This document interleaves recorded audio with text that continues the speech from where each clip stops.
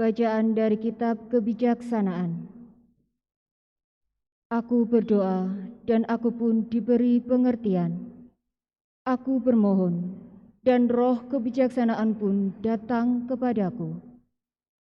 Dialah yang lebih kutamakan daripada tongkat kerajaan dan tahta. Dibandingkan dengannya, kekayaan kuanggap bukan apa-apa. Permata yang tak terhingga nilainya tidak kusamakan dengan dia. Sebab segala emas di bumi hanya pasir saja di hadapannya, dan perak dianggap lumpur belaka di sampingnya. Kebijaksanaan kukasihi lebih daripada kesehatan dan keelokan rupa, dan aku lebih suka memiliki dia daripada cahaya, sebab kemilaunya tidak kunjung henti. Namun demikian, besertanya datang pula kepadaku segala harta milik, dan kekayaan yang tak terpemanai ada di tangannya. Demikianlah sabda Tuhan. Syukur kepada Allah.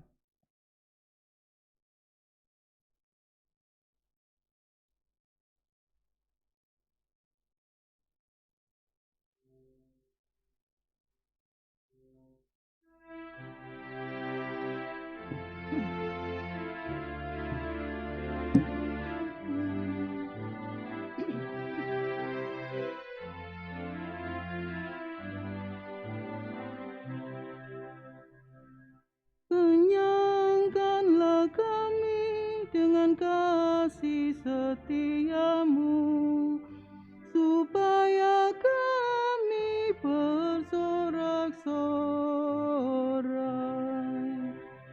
Kenyangkanlah kami dengan kasih setiamu, supaya kami bersorak-sorai.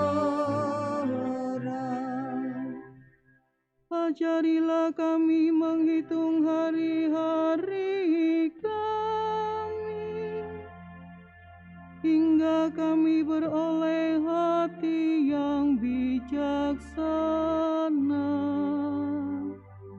Kembalilah ya Tuhan, berapa lama lagi,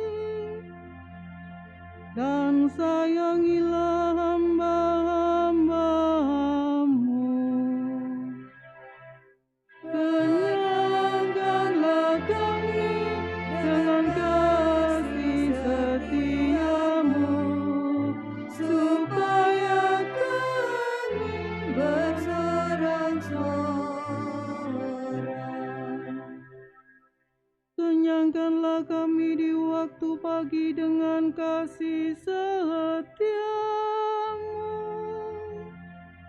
supaya kami bersorak-sorai dan bersuka cita sepanjang hayat. Buatlah sukacita kami seimbang dengan duka cita di masa lalu, seimbang dengan tahun-tahun kami mengalami celaka. Kenyangkanlah kami dengan kasih setiamu, supaya kami bersorak-sorai.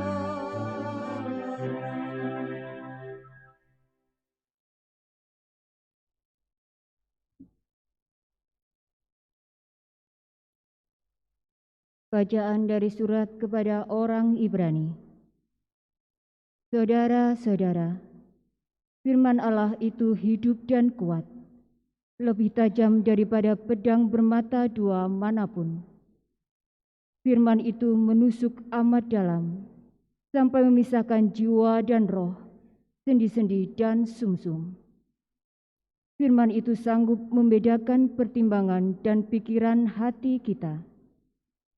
Tidak ada suatu makhluk pun yang tersembunyi di hadapannya, sebab segala sesuatu telanjang dan terbuka di depan mata Dia. yang kepadanya kita harus memberikan pertanggungjawaban. Demikianlah sabda Tuhan. Syukur kepada Allah.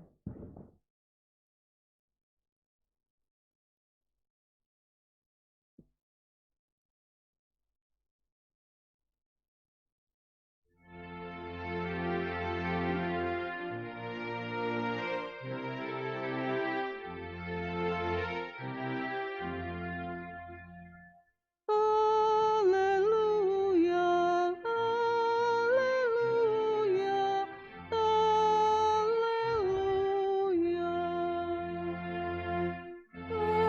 Haleluya, haleluya, haleluya.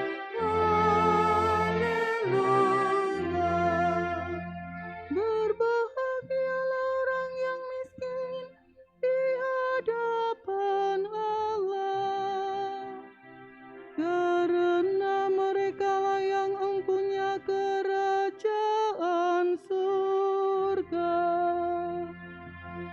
Haleluya, haleluya, haleluya.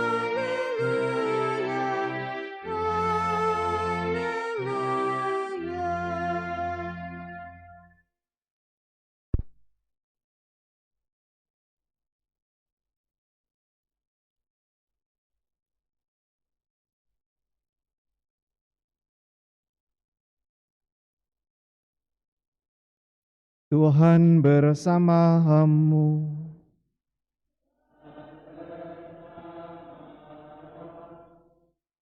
Inilah Injil suci menurut Markus. Dimuliakanlah Tuhan. Pada suatu hari Yesus berangkat meneruskan perjalanannya. Maka datanglah seorang berlari-lari mendapatkan dia, dan sambil berlutut di hadapannya ia berkata, "Guru yang baik, apa yang harus kuperbuat untuk memperoleh hidup yang kekal?" Jawab Yesus kepadanya, "Mengapa kau katakan aku baik? Tak seorang pun yang baik selain Allah. Engkau tentu mengetahui segala perintah Allah. Jangan membunuh, jangan berzina, jangan mencuri, jangan mengucapkan saksi dusta, dan jangan mengurangi hak orang. Hormatilah ayah dan ibumu." Kata orang itu kepada Yesus, "Guru, semuanya itu telah kuturuti sejak masa mudaku."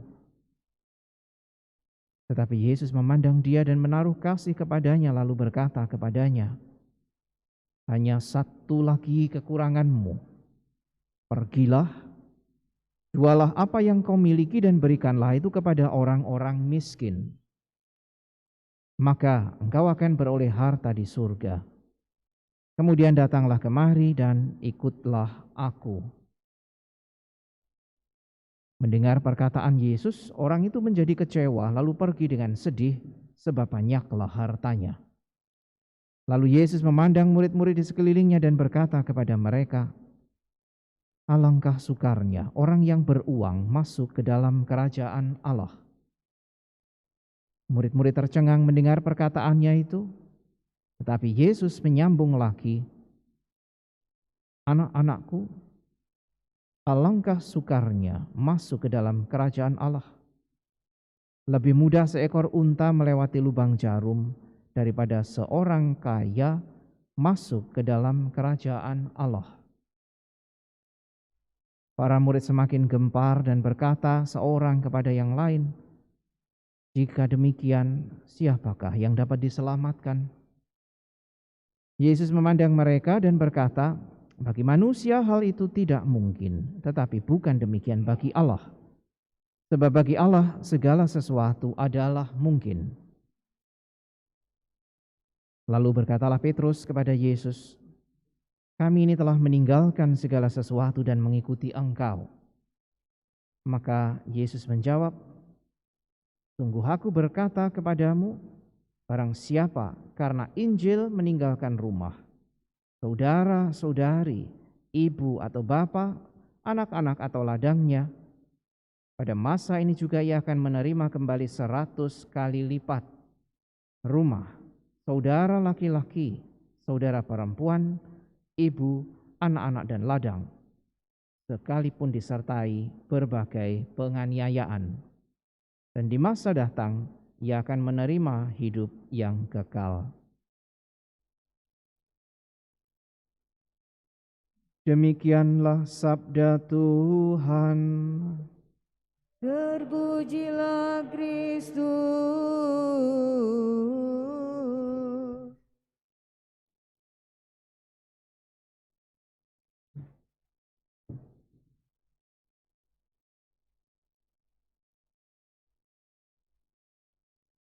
Saudara sekalian yang terkasih,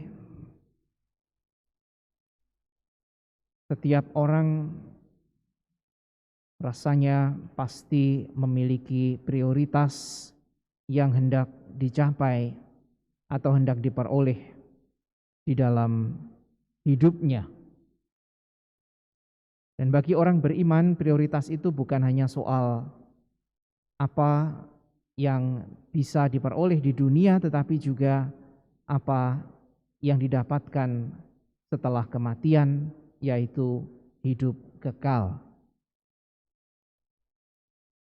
Pertanyaan seorang muda yang ditujukan kepada Yesus ini adalah pertanyaan seorang yang baik. Ia bukan orang sembarangan karena hartanya banyak. Dan pasti ia memiliki posisi yang baik juga di mata masyarakat, baik pula di dalam hidupnya sebagai seorang beriman akan Yahweh. Maka ketika Yesus menanggapi pertanyaan itu, ia mengatakan, kamu pasti tahu segala perintah Allah. Kalau orang tidak baik, pasti orang tidak tahu perintah Allah. Orang ini tahu. Lalu Yesus mengutip kembali apa yang ada di dalam perjanjian lama. Jangan membunuh, jangan berzina, jangan mencuri, jangan mengucapkan saksi dusta, jangan mengurangi hak orang lain, serta menghormati ayah dan ibu. Dan betul orang ini menjawab, Guru, semuanya itu telah kuturuti sejak masa mudaku. Ini bukan orang sembarangan. Jelas orang baik, orang saleh yang hidup menurut Taurat. Lalu Yesus mengingatkan, masih ada satu yang kurang. Pergi, jual apa yang kamu miliki dan berikan kepada orang miskin. Maka engkau akan beroleh harta di surga. Saudara sekalian yang terkasih, ternyata ajakan Yesus ini tidak mudah. Karena orang itu kemudian malah pergi meninggalkan Yesus dengan kecewa, sedih. Catatannya tadi, karena hartanya banyak.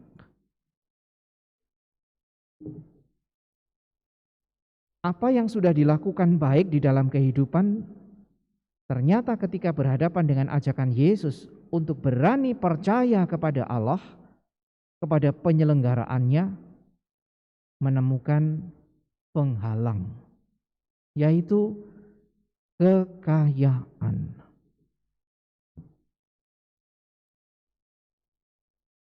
Kita bisa bertanya sekarang,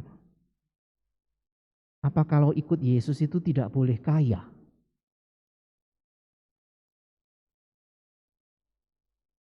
Gereja ini tidak ada yang tidak kaya. Minimal punya tanah, punya bangunan, dan punya properti-properti yang lain. Gereja itu tidak miskin.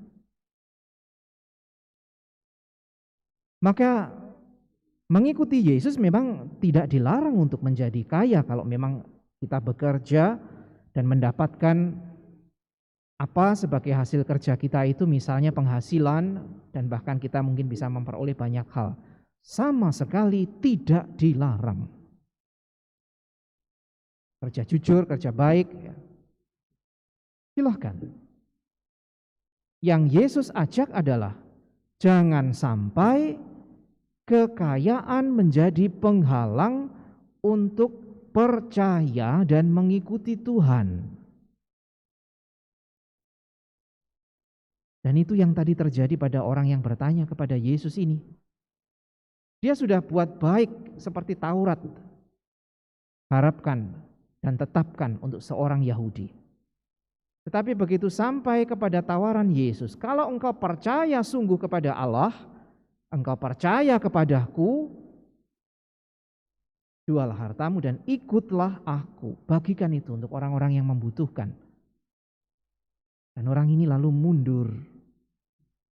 Dengan kata lain, hatinya masih terpaut dan terikat pada apa yang ia miliki sebagai kekayaan. Ia letakkan kepercayaan kepada Allah di bawah kepercayaannya kepada harta miliknya. Karena itu ia pergi, tidak lagi menanggapi apa yang Yesus tawarkan untuk mengikuti dia.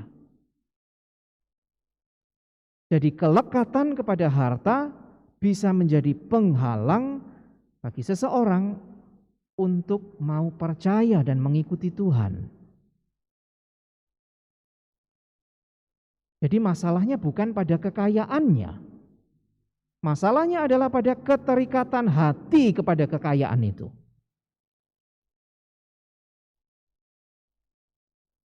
Maka kalau kita amati, ada banyak orang kaya yang terikat dengan hartanya dan karena itu mungkin lalu hidupnya juga tidak pernah tenang. Tidak kurang apapun tetapi hidupnya tidak pernah tenang karena apa? Selalu dikhawatirkan dengan posisi dan status kekayaannya. Bertambah berapa, berkurang berapa, rugi berapa, untung berapa. Dan itu terus mungkin yang ada di dalam kepala dan hatinya. Sehingga hidupnya tidak pernah tenang. Merungsung.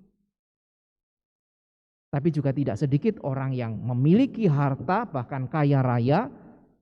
Tetapi sama sekali hatinya tidak terikat dengan kekayaannya. Dia memiliki sikap lepas bebas. Kekayaan disyukuri, apa yang bisa dibagi-dibagi, kalau ada yang orang membutuhkan mungkin juga dengan siap sedia menawarkan bantuan, dan ia tidak pernah digelisahkan dengan berapa banyak harta yang berkurang atau bertambah, karena percaya itu semua adalah penyelenggaraan Tuhan. Nah, kalau orang begitu, kekayaan tidak akan pernah menjadi halangan bagi mereka untuk semakin dekat dengan Tuhan, karena menyadari, ya apa yang aku punya itu pun anugerah dari Tuhan sekalipun aku bekerja keras untuk itu. Saudara sekalian yang terkasih, maka hati ini penting.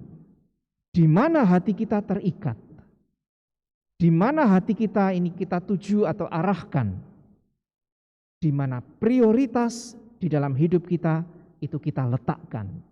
Ini yang mau Yesus tawarkan kepada kita. Ia mengajak pengikutnya untuk percaya.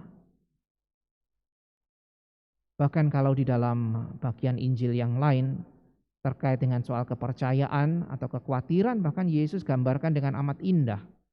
Lihat burung-burung pipit, tidak pernah nanam, tidak pernah menuai, tapi bisa makan. Gambaran yang amat indah untuk menepis segala kekhawatiran seolah-olah Allah itu tinggal diam dan tidak peduli di dalam hidup kita.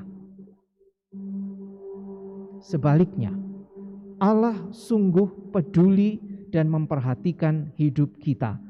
Bahwa tidak selalu sesuai dengan keinginan kita, itu iya.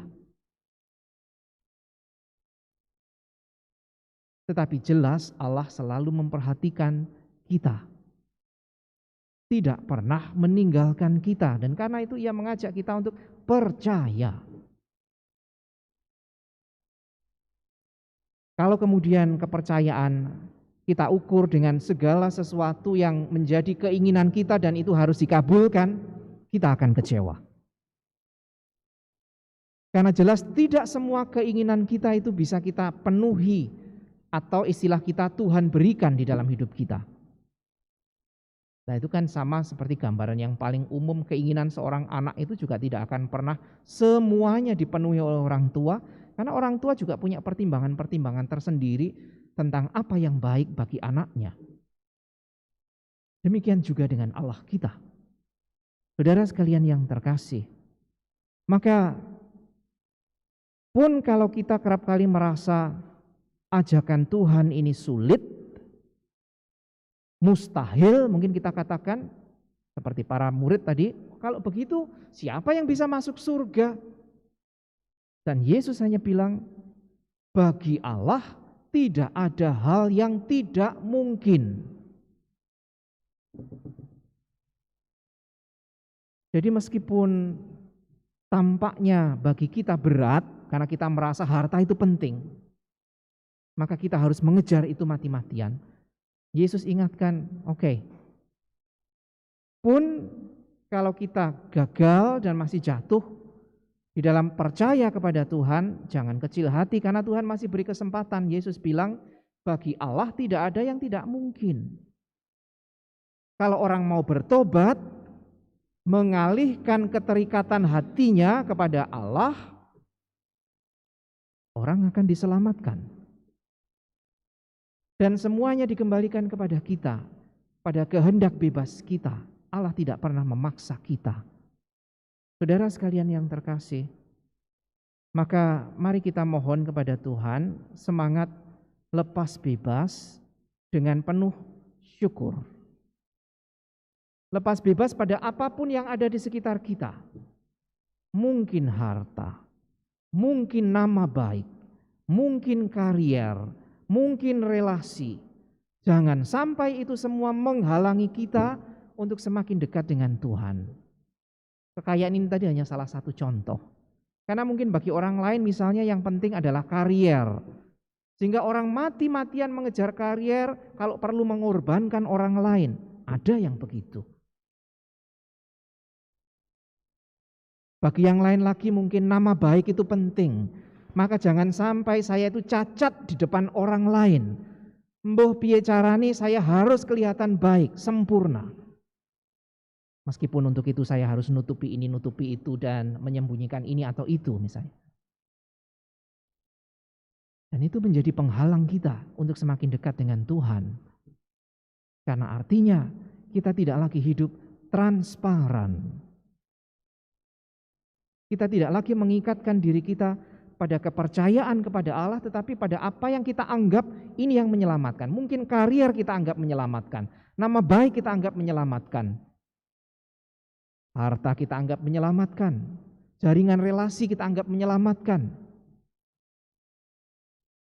Tapi lupa bahwa hanya Tuhan yang memberi keselamatan kekal kepada kita. Itu semua sifatnya duniawi, ya. Setelah hidup kita berakhir, mungkin orang akan lupa pada karier kita, diingat pun tidak. Apa yang dulu kita sebut sebagai teman atau sahabat, ketika kita mungkin jatuh satu demi satu juga mungkin meninggalkan. Prestasi kita mungkin hanya dicatat sekian tahun, setelah itu mungkin lenyap dalam arsip dan seterusnya. Harta sama saja. Begitu kita meninggal, tidak ada satupun yang kita bawa. Cukup lubang kuburan, peti, ya mungkin apa yang perlu, seperangkat untuk mendandani jenazah kita. Tidak ada yang kita bawa. Dan harta juga tidak pernah misalnya membuat kita akhirnya menambah usia meskipun Tuhan misalnya menginginkan. Kalau Tuhan inginkan, selesai. Kita mau meninggal usia berapapun, harta tidak pernah bisa memperpanjang usia kita. Kalau memang Tuhan menginginkan kita kembali kepadanya. Hanya Tuhan yang memberi keselamatan kekal. Maka ini yang tadi ditawarkan Yesus. Percayalah kepadaku, ikutlah aku, apa yang kamu punya bisa kamu bagi. Jangan khawatir. Ekstrim memang, ya. Sebagai contoh ekstrim. Tetapi poinnya adalah bahwa supaya hati kita tidak terikat dengan apa yang kita punya. Melainkan kita mengikatkan diri kita pada Allah sendiri, sang sumber keselamatan. Mari saudara sekalian yang terkasih, kita mohon rahmat kepercayaan dengan penuh rasa syukur, tetapi juga sekaligus sikap lepas bebas sekali lagi pada apapun yang ada di sekitar kita, sehingga kita tahu persis ini prioritas hidupku sebagai orang beriman, yaitu bersatu senantiasa dengan Allah. Yang lain-lain Allah akan tambahkan tanpa kita merasa khawatir. Kalau hidup kita letakkan di tangan Allah, bekerja menjadi lebih tenang, berusaha menjadi lebih optimis, menjalin relasi juga menjadi lebih tenang, aman, tidak diliputi dengan konflik, dan banyak hal yang lain lagi, karena sandaran kita adalah Allah. Tetapi sebaliknya, kalau sandaran kita itu adalah ukuran-ukuran yang mungkin di mata dunia berharga, mungkin untuk sesaat kita merasa berhasil, tetapi untuk kemudian bisa jadi keberhasilan itu hanya sementara dan kemudian bahkan hilang dan sirna. Kita mohon rahmat Tuhan supaya kepercayaan kita ditambahkan, sehingga kita juga berani bertobat senantiasa untuk mengarahkan diri. Pun kalau kita gagal, jangan kecil hati, karena Tuhan sendiri tadi sudah katakan tidak ada hal yang mustahil bagi Allah kalau kita mau mengarahkan diri kepadanya.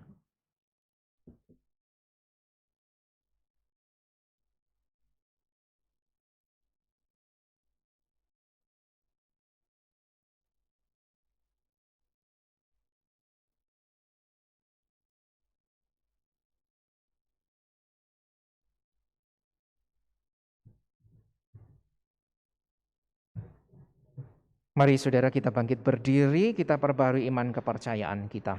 Aku percaya